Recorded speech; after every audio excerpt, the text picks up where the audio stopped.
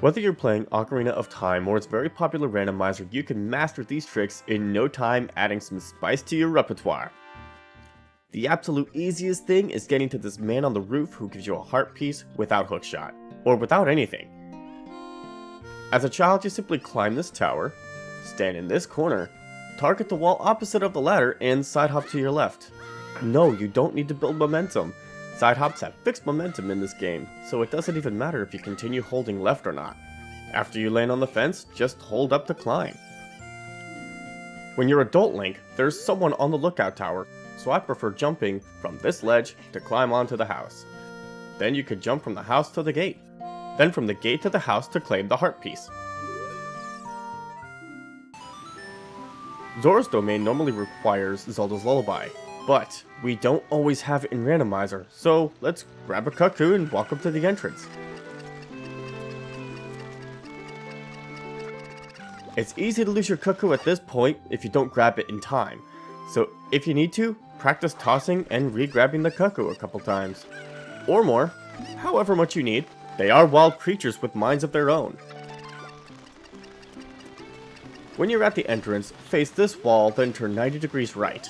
Now walk to the edge and hold upright diagonally just before walking off.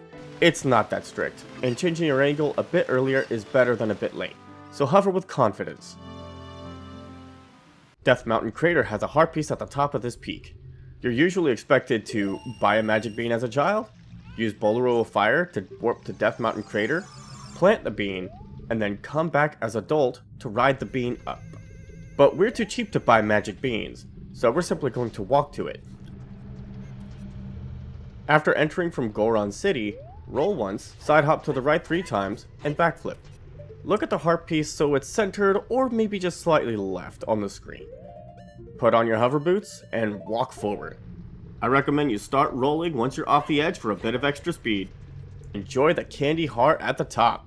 Randomizer considers going through bottom of the well without Lens of Truth a trick in logic, but knowledge is most of the battle. For instance, here's a corner you can blast away and get the chest inside. Then to the left of that, there's a fake wall with a treasure behind it. If we keep going that direction and around the corner, another fake wall leads to another chest. It tries to lure you from the other way into a fake floor trap. Go back through the fake walls and turn right, and right again. You'll go through this fake wall into the center room. The center of this room, under the wooden X, has another fake floor, so just steer clear. The only thing stopping you from getting this chest is an enemy. If we exit this room this way and turn right, there's another fake wall to another chest. Now let's go back around to this corner where we find a crawl space. The face on the wall nearby also tries to lure us into a fake floor.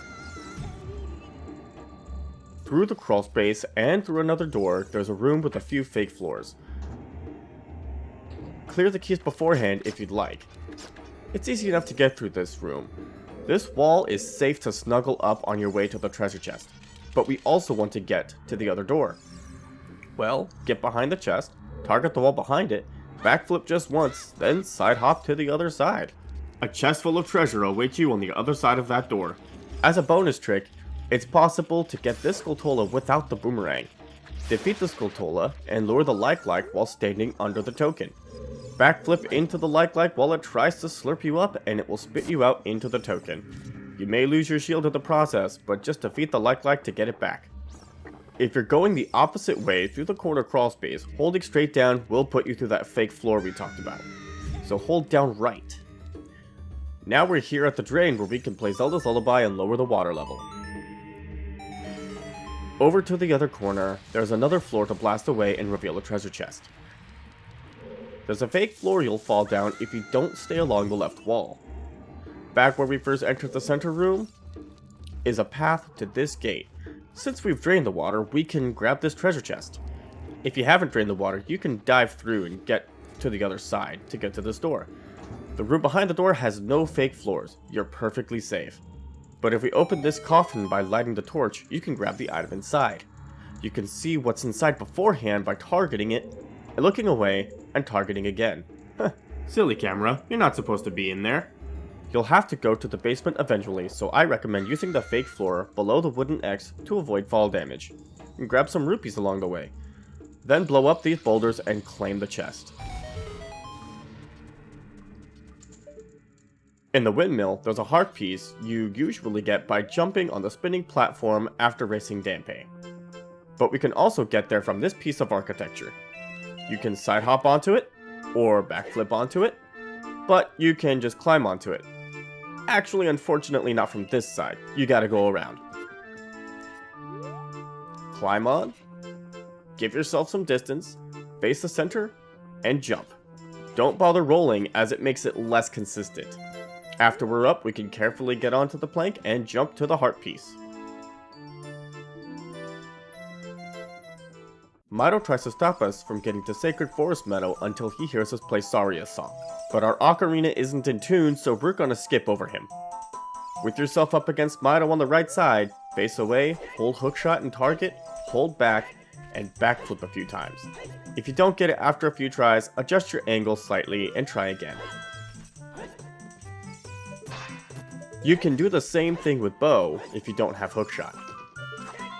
You can even do it with nothing by going into first person, holding target and down, and double tapping A to exit first person and backflip. If you try to keep backflipping, you'll talk to Mido, so you only get one shot before having to go into first person again. I personally hope no one ever has to do that version to beat a randomizer seed. The Stone of Agony is an item meant to help you find hidden grottos that are revealed with bombs, bomb chews, or hammer.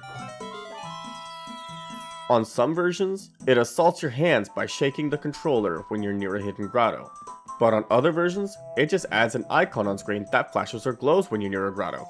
But you don't need the stone to uncover them, just memorize where they are. But here's your second bonus tip. You can uncover them quickly by backflipping, taking out a bomb chew, and shielding before you land. It's quite fun to show off. If you want to know about all the grottos, check out my video on finding every grotto in Ocarina of Time.